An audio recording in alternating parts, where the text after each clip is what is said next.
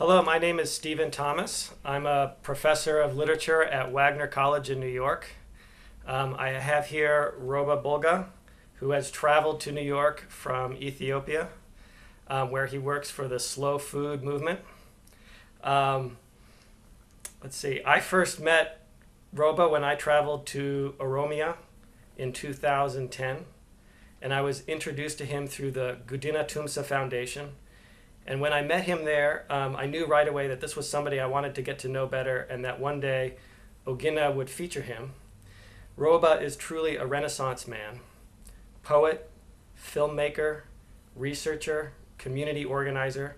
He's done so many different things in so many different places, it's hard to decide where to begin in this interview. He was first born in the Fantali region of Oromia, eventually obtained his degree in foreign languages and literature from Addis Ababa University. He has worked as an assistant project coordinator for Slow Food International. He has represented the Karayu community at various international conferences, including a network building conference with organic food producers from different African countries that was held in Italy and organized by Slow Food. He has just finished his work at the University of Gastronomic Sciences in Bra, Italy. And while in Italy, Roba has also been involved in making a documentary film with the Italian filmmakers Clio Sozzani and Claudia Palazzi. The film is called Jeans and Marto, which follows his personal story and highlights the many challenges facing the Karayu in their struggle to maintain the pastoralist way of life. So, welcome to New York for the African Film Festival, which is featuring your movie. It's very exciting. So I just wanted to start at the beginning and ask you how you got here. You know, where did you begin? What was your life before? And I mean, it's a long story, and here you are in New York, and they're showing a movie about you. Yeah. I got up here because there's this documentary film about me going to be screened tonight, and I'm invited by African Film Festival and to be able to participate on this, thanks to them.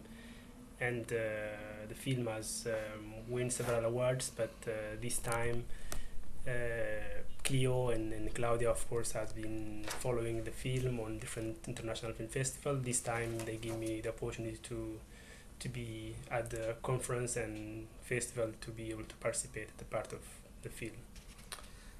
And what are you now doing? You're now working in Ethiopia for the Slow Food Movement, and that's also connected to another organization that you work for, which is the Labata Fantale.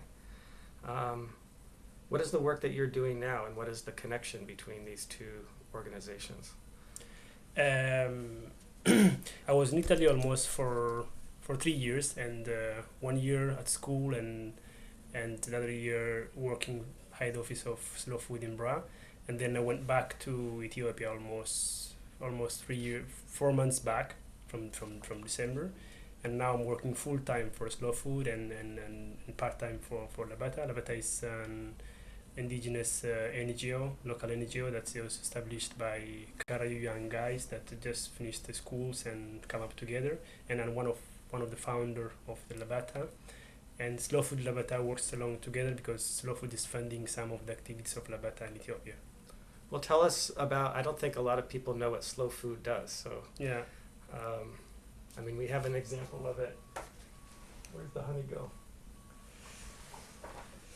We have an example,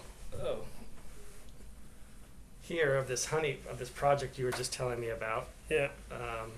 This is one of the projects of Slow Food that we run. Slow Food supports in Ethiopia, and this is a honey project. Ethiopia is really known for honey production. This is first from Africa, and I think it's ninth from the world of honey production. Right.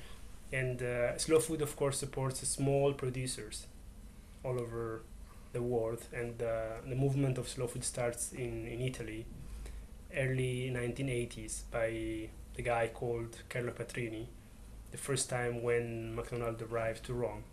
There was McDonald's. yeah, arrived to Rome 1985, I think 86, I don't remember the dates. And the movement started that time, but actually it's not really the fight against the fast food, but it's the fight Oh, I see. So McDonald's is fast food. Yeah. And it's like mechanized production, Yeah. like big agribusiness. Exactly. Exactly. And so this is slow food that's Yeah. gonna. Let's be slow and work with environment, like closely on sustainable side of agriculture, because slow food is really into sustainable agriculture. That's because the economy of the world should be close to the local economy Right. than huger way of thinking. And Right. the movement of slow food really supports this kind of production and this kind of agriculture. And slow food idea spreads now all over the world in the last almost 25 years. And now slow food has activities in 153 countries, almost all over the world. Wow. Yeah. Wow. What are some of the other projects that Slow Food and Labata Fantale are working on together? Slow Food has 3 projects in Ethiopia, which is honey, a coffee, and the camel milk project. Oh, And okay. among those, the camel milk project is the project that Slow Food is supporting, and they are funding Labata, and Labata is implementing the project of the camel milk.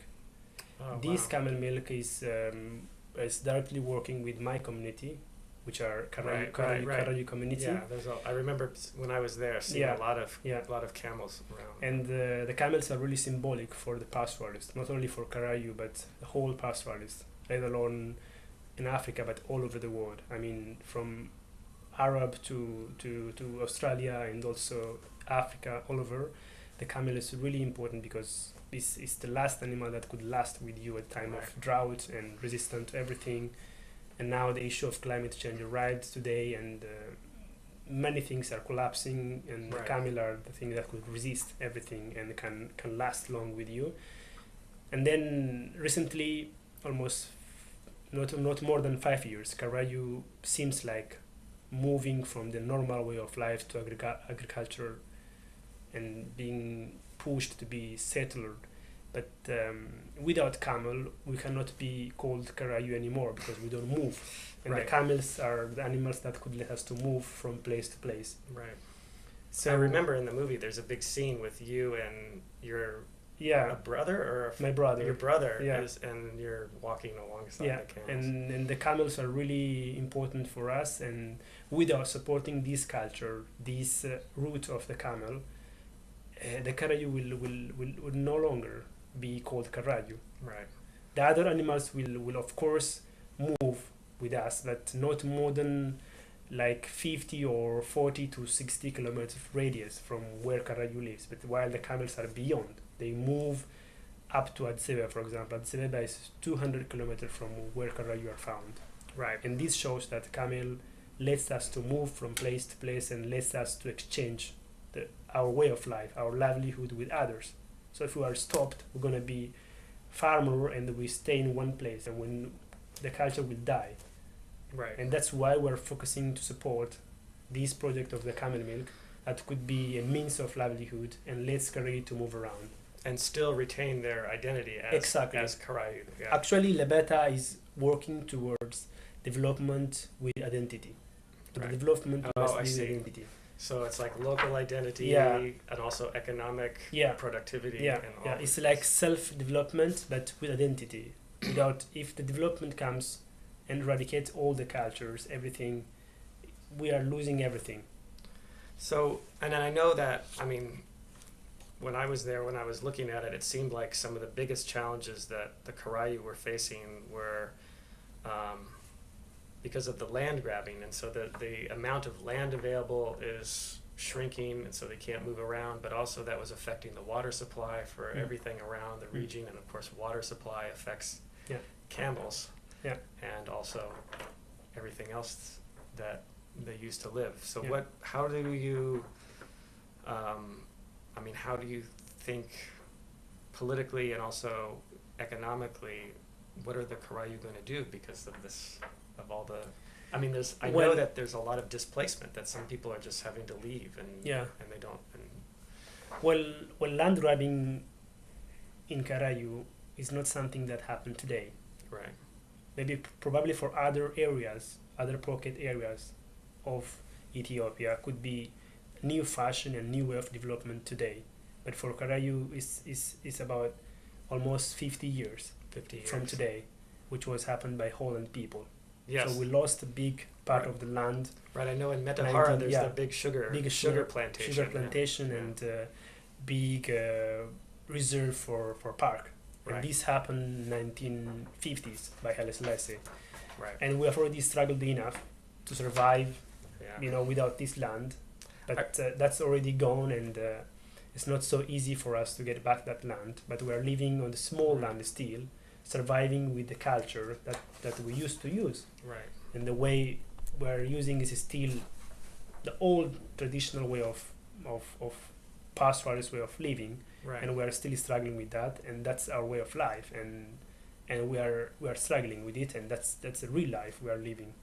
I remember when I was traveling through the region, I was actually horrified because I could see 100 yards in one way,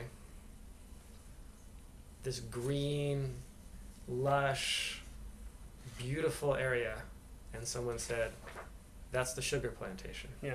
And all the water from the river, from the Wash River, goes there. Yeah. And then I look in the other direction, and it looks like desert. Yeah. And they are right next to each other. And They're that's when the first time it hit me that the human beings create deserts. And That's really true. Almost we lost 60% of the grazing land, whereas this 60% is occupied by sugarcane plantation and Awash National Park. in Awash National Park. And for your surprise, the water is just nearby us, and while the sugarcane drinks or gets water every 5 minutes or 5 seconds, and while the people and the cattle of the Karayu don't have water Right. anymore. And for your surprise, the data of Ethiopian government shows that later product is the second income generation, I mean foreign exchange that we receive next to the coffee. Next to coffee. And all these Well, later and the- arrived from pastoralists, either from Karayu or Afar or other pastoralist people in the country. But no one get consideration for us, let alone today in the past. So the disaster happened not in this time, but in the past. Right. And now the situation is not that much difference, but there is a little change, which is Awash River is now having access to us, to Karayu, because there is a scheme of irrigation scheme that's coming to Karayu to make Karayu more agriculturalist than pastoralist. So Right, that's the intention of Labata to support Karayu if they are agrarian, how they should act, how they should move. Should they grow onions, potatoes, stuff like that, or they should grow fodders for the animal because they have water now? Right. Of course, it was desert, but there is water now. Right. How can we develop the land to the suitable way with our identity, than identity of others? Right. Because we don't know. Agriculture is a new intervention for Karayu because we are not used to agriculture. We are used to animals. We are used to Right. moving from place to place, linked to season. Because season is very important for us to move from place to place. We're not moving because we have to move. We are moving because animals went to move to a specific place for a specific reason. Right. There's a specific season that animals went to travel. Now, so it sounds like, on the one hand, you want to retain a lot of the traditional culture. Yeah. But on the other hand, you also have to adapt and change. Yeah. And when I was watching the movie Jeans and Marteau, Yeah. there are a lot of conversations between you and your father Mm-hmm. about this very subject. Yeah. And it seemed like there was a conflict, a struggle, because your father saw you as somebody who left the community, Mm-hmm. went to school in the big city, Mm-hmm. and then was coming back and had all these new ideas. And there seemed to be some conflict, but eventually you overcame the conflict, or he realized that the new ideas that you were bringing in could actually help him Yeah. keep his traditions alive. So I was wondering if you could talk a little bit about that, because the movie dramatizes that a little bit, but I think there's a lot more going on that. Yeah, I think I really love my culture, and my father is really right the way he was trying to stop me from school, because he want me to be good herder, because he has been a good herder and he knows his culture very well and doesn't know modern way of life that I'm Right. trying to. And he to wanted get you in. to herd goats? Yeah. Or camels? No, just He goats? want me to be a shepherd, to me Right. a normal shepherd or nomad way of life, like the life he spent, you know. Right. So I want to explore other part of the world, which is through school you can figure out many things. And his experience, his real experience, his locally local way of understanding the world is not to go to school, is to be good shepherd, to be Right. good pastor. So why he was completely against me, because I will go back again to the sugarcane plantation story of sugarcane plantation, because this story is very important to the area. Right. Who took this land from Karayu is the people who are educated, the people Right, who right. are even white, who came from other part of the world. Yeah. And he think that if I become more educated, that I will be another person who could grab the land from other people, Right. either in Ethiopia or anywhere else, Right. you know. So he was saying this is a crazy philosophy, crazy idea. It's better that you don't go to this ocean. It's Right. better that you stay and be a good pastor, or be a good shepherd. So he think I have no idea what you are doing. It's better that you come here and you stay with us. So I was saying no, I have to do it, because this is another solution. I have to fight for Karayu. I have to represent Karayu whatever I can, whatever possible for the future, because that's the reality, and I can see that is very crucial. Without this fight, we will end up without nothing, because the change is always process, and you cannot stop the change. It's changing and it's Right. moving, and if I don't adapt myself to this, in the future, it's not so easy to struggle with the life. And the Karayu has been denied different social service like school, clinics, different things, from since 1950, since we lost Right. the big part of the land. And the school intervention, the school development comes to Karayu thanks to GTF when the Derg went away through Right. this government who is in power now. Right. So I'm the first few guys that come to school, and then I was motivated because of those stories Right. that my father is saying no, and I can see that it's possible. I have to say yes.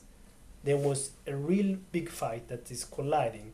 That's the film about. It's Right. jeans and marteau. It's a conflict between modern way of life and tradition.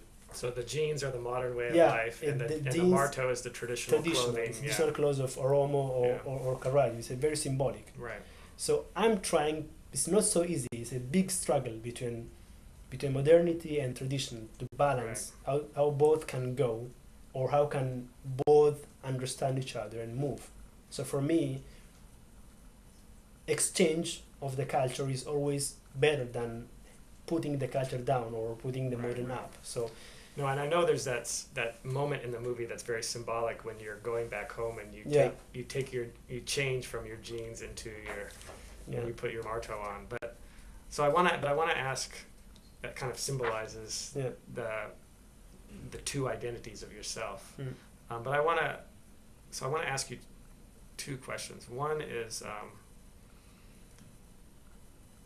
did you always know that you were going to be? I mean, when you first left home, you didn't. This realization that you had of how you can fight for the Karayu way of life, that's not something that you knew all along when you left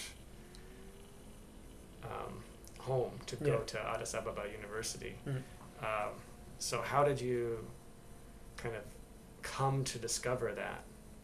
I guess is come to discover that going to school in Italy would be something that would help the Well- people in Karayu, well, the people back home. to go to school, I mean, I really love to explore other parts of the world through school, and this school was was my big interest, and I love to go to study, to do something more when I was really, even when I was young, when I was in high school, when I was in junior school. Then I come to university, and then after university, I even done subject which I was not really choose, so was assigned by government, and I was doing language and literature. Then after I finished my school, was thanks to Slow Food offered me scholarship to go there. But all this way along, all those ups and downs, lets me to explore more. I develop an interest to do things more and more, because the hardship down there with my people is what makes me panicking about the life. So I always think I don't have rest, like peace, rest to stop. So I always move on without any point to understand things more, which could help me to develop more experience to tell back home to with my father, to my friends of my father, to my friends, to share things with the people and find a solution, how to struggle, how to fight against, how to stop those things, how to share experience. And this lets me to have more interest, and then initiated me to explore more. Right. And all this is very important, because all this initiation and interest developed in me because I was meeting different people, and to meet people is more important. Right, and you've met people in. You were traveling to conferences in Mongolia. No, where did you say you were? Yeah, I've been to Mongolia. In Mongolia, and where else have you traveled? I've been to Mongolia. I've been to Philippines. I've been to Sweden, Norway. I've been to several African countries, of course, to Kenya, Tanzania, Zambia, Malawi, for different reasons. But I've been to Mongolia, for example, for meeting that was about pastoralists, because almost 70% of Mongolians are pastoralists. So they have some of the same problems that you have. Exactly. Pastoralists share the same problem all over the world, whether they are in Africa or other parts of the world. And so almost the problems are always the same, but has different names and different situations. But to travel in this way, I learned it a lot. I have always stories to tell, and I always listen stories from other people, which could be a solution for my people. And I always tell them also another story, which could be a solution for them. Right. So to travel always teaches you something practical, and you develop many experience, and you can share back to your community. Well, so let me ask you then, I mean, because you mentioned before that you were one of the first people in your community to get a high school education and go to the university, and so that was something new. I know that the Godina Tumsa Foundation built the school in your community. Was that it? Or how were they able to convince people that education could be a good thing when before the education system was always part of the oppressor? Yeah, I mean, this is a little bit tough question, and I know. It always back to the history, and the father of Lane Sanders there, who is Godina Tumsa, was a former evangelical church secretary of Ethiopia, and he was killed by Derg, and he has big link to Karayu. Right. That's why he does? I didn't know that. Yeah, he has very big link to Karayu. He has came there, I think, many times at the time of Derg, that he couldn't do anything for Karayu because he know Karayu very well, and he didn't want Karayu to live always uneducated, exposed to that, because they were blocked from any service and modern way of the school, and also they were kept like in the park. To be honest, Haile Selassie in the Derg regime launched that the Karayu, where the Karayu live, is a park, which means Karayu are among the park that are the people, but they are in the park. Right. So we were not even considered as a people. So you're like. So Haile Selassie, for Godina, this is a real anger, real fight. So he has those things in his mind, and he has led some documents before he was killed. And I think his daughters discovered all those stories, and they come down to Karayu. But when I was very young at that moment, they figure out all those things with elders. Right. And they built a school, and they believe that school is always very important because it goes to mind, and you learn things from basic to the high theory and figure out things. And that's why they enter through this way to Karayu, and the Karayu accept, of course, the school, because Right. those guys are Oromo and they speak the same language. Even Karayu used to consider themselves they are the only Oromo, because they are strong with their traditional way of life and they don't accept other people's idea. But the message comes like this, and the school start to function in my area through the Gudina Tumsa. Let's see, what else do I want to talk to you about? I'm trying to think. And I know that, I mean, Gudina Tumsa, because of the evangelical church that he was part of, had connections to the Lutheran church in Sweden and Germany and the United States. And Yeah. so I remember when I was visiting the school, maybe it was the school that you went to, I'm not sure which school it was. Exactly the school that I went. And I saw,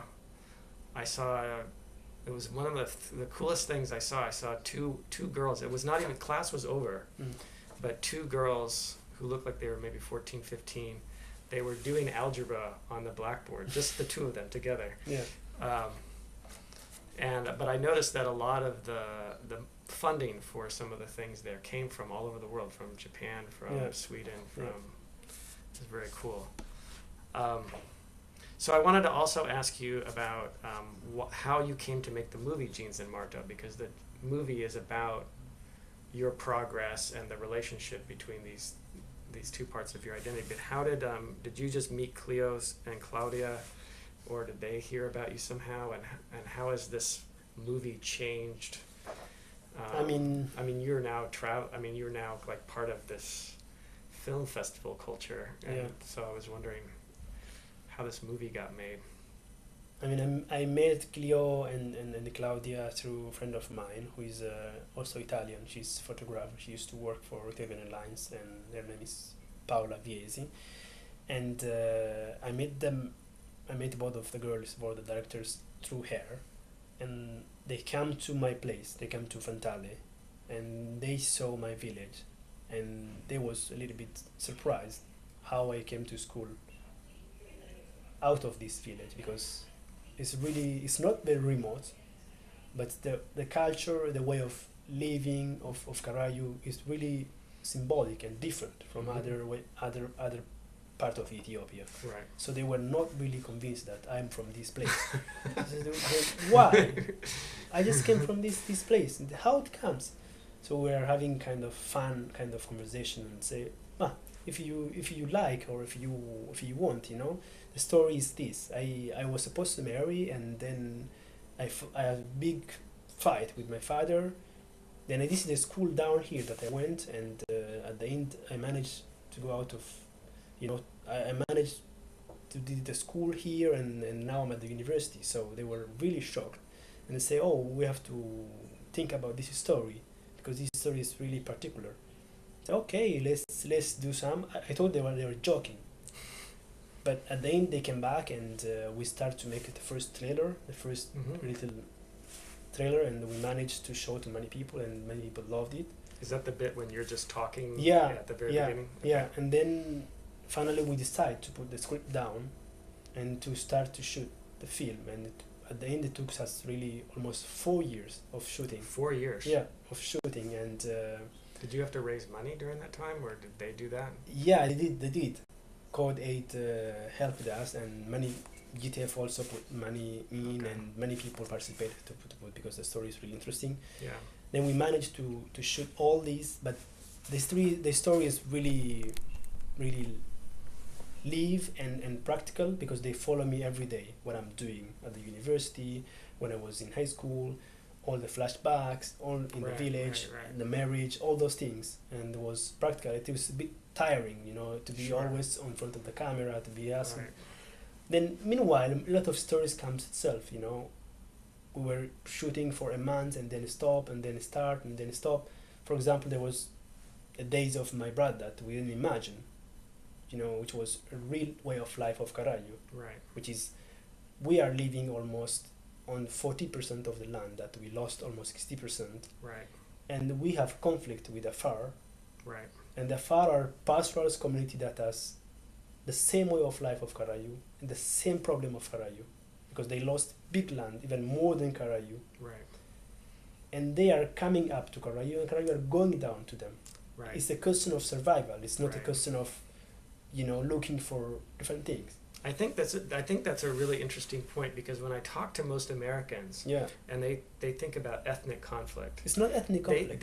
but Americans think that's how Americans perceive it, and they say, oh, these old tribes have always been fighting forever, No. and they don't realize that the struggle is actually really recent and really new, and it's because of the changing land This conditions is- and stuff like This, that. I'm sorry to say, this is terrible interpretation, Yeah, because they really don't know what is practical life over there. yeah, Those people are fighting each other for the reason which was created because of land grabbers. right. Because That's a new situation. Yeah, right? people yeah. are there on the ground because they are blocked from their normal natural resource, either the landscape or water or whatever. Right. And what do you think you're gonna do? Yeah. Put Yeah. yourself in my shoes and be there. What are you Yeah. gonna do? Exactly. Because And- our life has a direct link with animals. exactly. That the animals are dying without pasture land. Okay, the pasture includes also water. Right. Our life has a link also to the season. Right. So we are not crazy people to kill. We are not hungry to kill I each know, other. I know, and it's amazing to this me. is- It's amazing to me too, because the Oromo people have this tradition of democracy, which is hundreds and hundreds of years old. Yeah, And when I hear Americans talk about places that they don't know anything about, and they don't know the practical realities on the ground, they say things like, oh, it's just tribalism, they don't have a culture of democracy, they don't know how to do these things. And I'm Yeah. looking at them going like, they've had democracy since before the United States even existed. exactly. And it's like, come on. Yeah, it's really I don't know. It's a matter of proximity because we don't know really where we are. Of course, the theory, the schools brought many things. This modernity, this globalization brought things really in a small, plate or on the table. But in reality, we have to go and knock really everyone's door, let them to understand. But the reality is, the Karayu, Afar are not fighting Karayu because they want to fight, or Right. Karayu are not fighting Afar because they want to fight. Because Right. we are fighting each other because there is no way. Because globalization has changed It's changing. the configuration of land ownership and Yeah, land because availability and Most water of the and development forces never consider the local way of life. everything. Right. If you don't consider the local culture, local way of life, you create a mess. Right. And the mess is one of the mess is the violence that people become violent against each other, and later on they become also aggressive with the companies that are running every business. Sure. And then the interpretation is the violence and intertribal, and they Right. think that you are still primitive, which Yeah, is not. right. It's really wrong. Yeah. Doesn't exist. Yeah. Right. So, one last question for you, because here so far we've talked about your education, we've talked about the agricultural things, the kind of new and old agricultural developments, the political situation, and we've been mostly focusing on big picture items of political economy. But you're also a poet, Mm. and you studied literature before you studied agriculture. Yeah. And you write poems in both English and in Oromo and in Amharic, American or just no. Oromo and English. Yeah. So tell me more about that. Like, what's the is writing in English different from writing in Afan Oromo, and how does this cultural literary part of you relate to the economic and political part of you? What's the connection? Well, I write poems when I feel really depressed and sad, Mm-hmm. when I have feeling to express something. In a place or in a country where you are not free, you have to find a way to release what you are thinking. You cannot. In my language or in Oromo, there is a proverb which says, "You can eat everything you find or everything you get, Right. but you cannot speak or you cannot shout out, you cannot spell out whatever you think." Mm. I think literature is the way that you can express, because it's a part of art, and you can express whatever you think through literature, through art, because there are thousands of people who could interpret the way they want. It's not it's up to them to interpret, but you have to say something. But to say something, you cannot shout. You can only put something on the paper, right, or do something in a different way through artistic way to tell to people. So for me, literature is like that. So when I'm surprised in my small world, I have to go to literature. I have to write something. I have to put something on the paper. Whichever language I found easy. For me, the easiest language is Oromo and then English. right, Of course, both is different. yeah, With Oromo, I can write whatever words and terms and interpretation I have to do it with different dialects and things, because of course Oromo language is very rich with words. With English it's not so easy, because English is not my mother tongue, and it's my second language.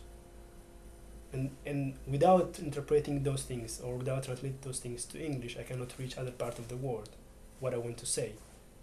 That's why I'm also, stepping my leg in literature. in literature, Because so that you it's- can communicate. Yeah, you can communicate, and you can say some to other part of the world to let what's happening other part of the world, or what are you thinking. And making connections between Yeah. between people. And the film and the poetry kind of do the same thing, but there's a difference between poetry and film. I mean, there's a Yeah, difference. it's really different. Like, how do you see the difference between poetry and film? Well, poet is really sweet, something that appeals, Oh, okay. emotional, and you tell something, while Right. film is something vision that Oh, I see. everyone can understand. Of course, in art, everyone has different interpretation. Sure. But when you come to poetic, to my understanding, the poet is something sweeter that people read, understand, because reading and seeing, visualizing and reading is completely different things. Right. Whatever film made in any other language, you can sit down, watch and see and judge. But with poetic, you have to focus on the language. It goes to linguistics. Right. It goes to history. It goes back. You can tell different things. So it's visualizing and reading to the point, to the mind. The two poems that we're publishing in Ogina, one of them is in English, that's Brother in Need, Yeah. and the other one in Afan Oromo, that's Taliga. Mm.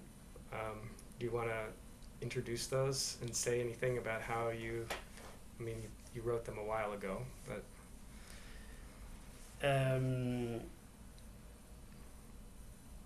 Yeah, both of them are a little bit different, yeah. but they're almost they're part and parcel, like one coin side. Taliga tells you the story, like the story of life, while that talks about my brother is about Karayu, which is very emotional, that the daily life we're living is full of struggle. Right. Full of struggle means full of victory every day. Right. We struggle every day, and we have a lot of victory every day. That's our life. That's the life for us. Right. Whereas the Taliga is detail of this life. Oh, okay. It's what we're doing each and every day. Simple, difficult, funny, What does Taliga mean? Taliga in Oromo is daily life. Oh, that's what it means. Yeah, that's the daily life. But in daily life, there are many things, Sure. because the pastoralist way of life is full of age and grouping. We share works, what we are doing every day, regardless of age, sex, and everything. Kids has their own, their own portion of work. Women has their own way. Young guys, elders, everyone. So in this way, there are funny things, good things, crazy things, sad things. In daily life, you find those things. Right. It's a full package Right. of this. Whereas when I wrote about my brother was when I lost my brother in May 2009, and that is our practical life that we fight with Karayu, with fight with Afar and Argoba. Right. And that fight is what I told you before. It's just question of struggle, because even the government has tried to move us, to rehabilitate us to another place, Right. but we didn't want to leave our place. And for that, we pay sacrification every day. And for us, that's life. That's a normal life. But we didn't want to be like that. But the situation, the system puts you in this situation. Right. Well, it's been really wonderful talking to you. Thank you. Thank you so much. Thank you so much.